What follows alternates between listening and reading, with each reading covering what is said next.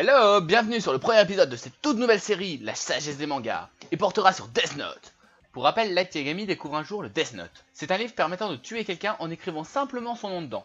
Il appartenait à un dieu de la mort, un Shinigami. Elle est un détective et va tout faire pour découvrir l'identité du meurtrier, qui n'est d'autre que Light Yagami. Pour commencer, dans le monde des morts, tu te fais grave chier. Quelqu'un pour une belote, les gens? Du coup, quand un dieu s'ennuie, soit il s'ennuie toujours, soit il essaie de se divertir en jetant accidentellement un outil meurtrier dans notre monde. Je pourrais écrire quel nom, j'ai pas d'idée, à moins que... Oups, j'ai vraiment pas fait exprès, dis donc.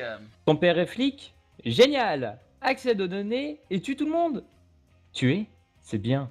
Surtout avec un livre. Après, même si ton père meurt, c'est pas grave, du moment que ça sert à ta cause. Et si tu es suspecté de meurtre, et que tu es réellement un meurtrier, alors cette astuce est faite pour toi. Tu caches ta TV dans un paquet de chips afin d'éviter les caméras et tu te fais plaisir en continuant tes crimes. En plus de ce conseil, si tu as envie de protéger des choses importantes, Tu vois ce que je veux dire, non? fais-toi une protection explosive! Les pommes, la meilleure nourriture du monde. Qui a dit qu'on pouvait pas contrôler un dieu de la mort?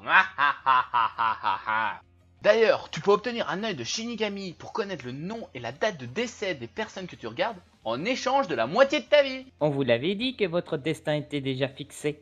Mais bon, tu ne peux pas connaître le tien ni celui d'un autre possesseur de Death Note. Du coup, utilité zéro.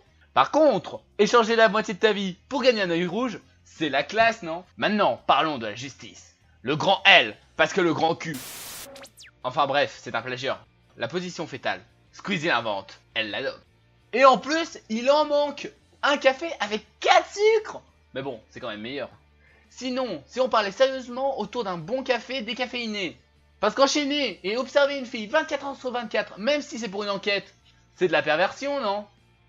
Entre le vénère qui enfreint la loi en rentrant avec une voiture dans un studio, puis pointe son arme sur un civil. On se croirait presque dans un film, non? Oh wait, ça serait pas un manga là par hasard? Celui qui se prend pour un manager pour échapper à ses assaillants.